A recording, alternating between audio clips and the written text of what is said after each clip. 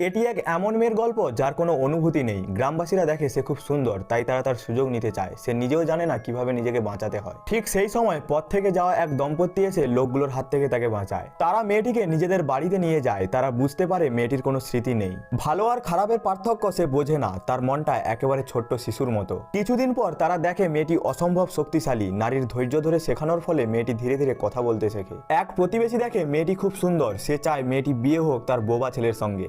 নারীকে খুশি করতে সে দুটি হাঁসও নিয়ে আসে, কিন্তু নারী রাজি হয় না। সে চায় মেয়েটির বিয়ে হোক তার নিজের ছেলের সঙ্গে। এমনকি সে এর জন্য একটি পারিবারিক ছবিও তোলে। এই সময় প্রথমবারের মতো মেয়েটির মনে বাড়ির মতো এক অনুভূতি আসে। কিন্তু একদিন কিছু আর বন্দুক নিয়ে একদল ডাকাত গ্রামে ঢুকে পড়ে। তারা গ্রামবাসীদের সবকিছু লুট করে নেয়। যারা বাধা দিতে যায় তাদের মেরেও ফেলে। ঠিক তখনই মেয়েটি পাহাড়ের পেছন দিক থেকে জ্বালানি কাঠ নিয়ে ফিরে আসে। ডাকাতের নেতা তার সৌন্দর্য দেখে খারাপ চিন্তা করে। নারীর স্বামী বিপদ বুঝে সামনে এগিয়ে গিয়ে তাদের থামাতে যায়, কিন্তু এক কোপেই সে মারা যায়। মেয়েটি তখনও বুঝতে পারে না কি হচ্ছে। তার কাপড় ছিঁড়ে গেলেও সে কিছুই অনুভব করে না। কিন্তু যখন সে দেখে নারীটি তার স্বামীর দেহ জড়িয়ে ধরে কাঁদছে, তখন জীবনে প্রথমবার সে দুঃখ অনুভব করে। সে চায় নারীটি আবার হাসুক, তাই সে জিজ্ঞেস করে কি করলে নারীটি আবার খুশি হবে। স্বামী হারানো নারীটি চিৎকার করে বলে, আমি চাই ওদের সবাই মরে যাক। মেয়েটি এক মুহূর্ত না ভেবে রাজি হয়ে যায়। পরের মুহূর্তেই সে এক ডাকাতের গলা চেপে ধরে ভেঙে দেয়। বাকিরা একসঙ্গে তার উপর ঝাঁপিয়ে পড়ে, কিন্তু সে সবাইকে সহজেই হারিয়ে দেয়। তার চলাফেরা খুব দ্রুত আর ভয়ঙ্কর। প্রতিটি আঘাত প্রাণঘাতী হয়, এমনকি সে সহজেই গুলিও এড়িয়ে যায়।